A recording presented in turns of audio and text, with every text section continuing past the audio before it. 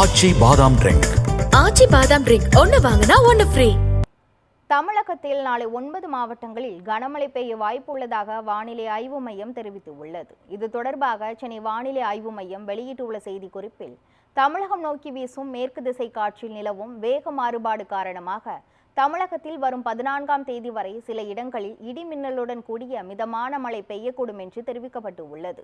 நாளை கிருஷ்ணகிரி, தருமபுரி, திருப்பத்தூர், வேலூர், ராணிப்பேட்டை, திருவண்ணாமலை, விழுப்புரம், கள்ளக்குறிச்சி மற்றும் கடலூர் மாவட்டங்களிலும், நாளை மறுநாள் கோவை மாவட்ட மலைப்பகுதிகள், நீலகிரி, கிருஷ்ணகிரி, தருமபுரி, திருப்பத்தூர், வேலூர், ராணிப்பேட்டை, திருவண்ணாமலை, கள்ளக்குறிச்சி, கடலூர் மற்றும் அரியலூர் மாவட்டங்களிலும் ஓரிரு இடங்களில் கனமழை பெய்ய வாய்ப்புள்ளது என்று வானிலை ஆய்வு மையம் தெரிவித்துள்ளது.